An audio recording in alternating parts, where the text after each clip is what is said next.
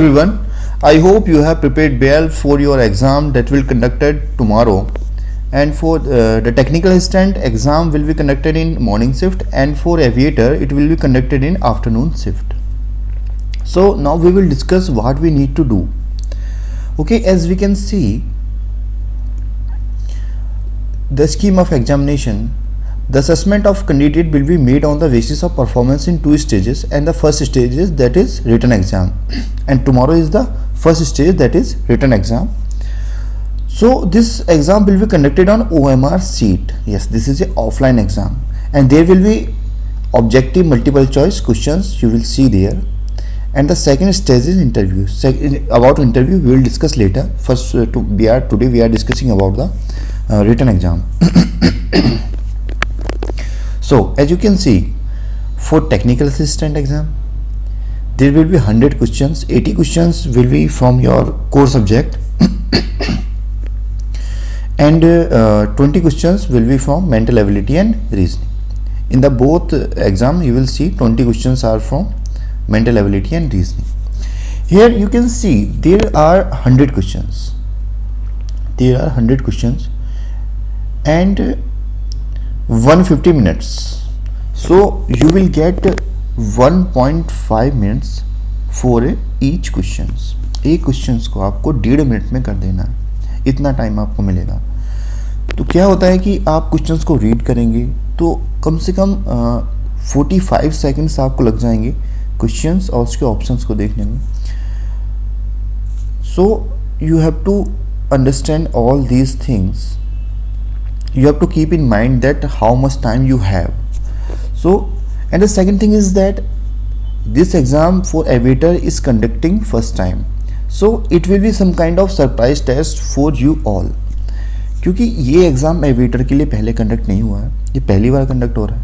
तो एग्ज़ाम का लेवल जो हमने गैस किया है उसके अकॉर्डिंग हो सकता है, लेकिन ऐसा भी हो सकता है कि अगर लेवल टफ आता है तो वो सभी के लिए टफ होगा. ये जो डिसाइडिंग फैक्टर होगा आपका सिलेक्शन का, जो फैक्टर जो डिसाइडिंग फैक्टर होंगे वो होगा आपका लेवल ऑफ प्रिपरेशन. अगर आपने प्रिपरेशन अच्छे से की है और पेपर टफ आता है तो कट ऑफ नीचे चला जाएगा, और अगर आपने प्रिपरेशन अच्छे से की है और आपका एग्ज़ाम पेपर इजी आता है और टाइम कंज्यूमिंग नहीं है तो कट ऑफ ऊपर जाएगी, तब भी आपका हो जाएगा. सो it is about your preparation. It is not about the level of exam. It is about your preparation, how much you prepared and how you prepared for this exam. So don't worry about it that the level of exam, what will the level of exam. So don't worry about it. Have confidence in you and don't think so much that I didn't prepare this well, I didn't completed these topics. Now अब ये time नहीं है कि आप ये सारी चीज़ें सोचते रहें. आपको क्या करना है, और हाँ, आपको अगर आप कर सकते हैं तो आप एक OMR शीट ले आइए. OMR शीट लेके आके, और एक जो वॉल पॉइंट पेन आता है वो थिक चलता है. उससे क्या होता है कि आप जो सर्कल्स होते हैं उनको आप कम टाइम में और कम एफर्ट से आप उनको फिल कर देते हैं. तो आप ये कर सकते हैं, OMR शीट लेके आके एक बार प्रैक्टिस कर लेंगे. कुछ नहीं करना है, लेके आके उसके जो सर्कल हैं उनको फिल करने की प्रैक्टिस कर लेनी है 5-10 मिनट.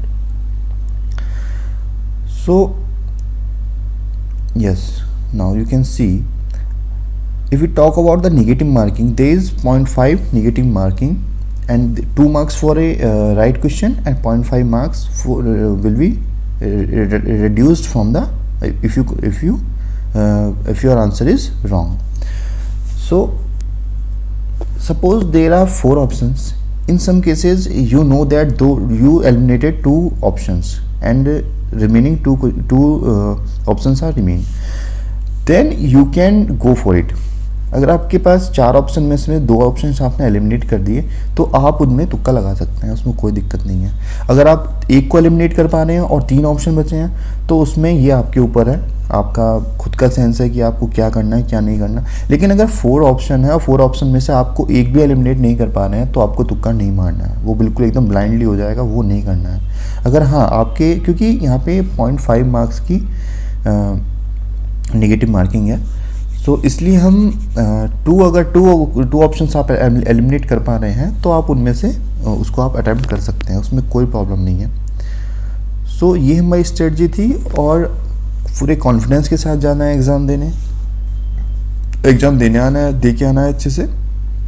और अपना रिवाइज़ कर लीजिए, जो आपको एनसीईआरटी में आपने अंडरलाइन किया होगा, जो आपने पढ़ाया है वो पढ़ लीजिए। जो क्लासेस हैं, क्लासेस को उनका स्पीड बढ़ा के ऐसे आप देख सकते हैं। तो इस तरीके से अपने आप को तैयार रखिए and I wish U a good luck for your exam.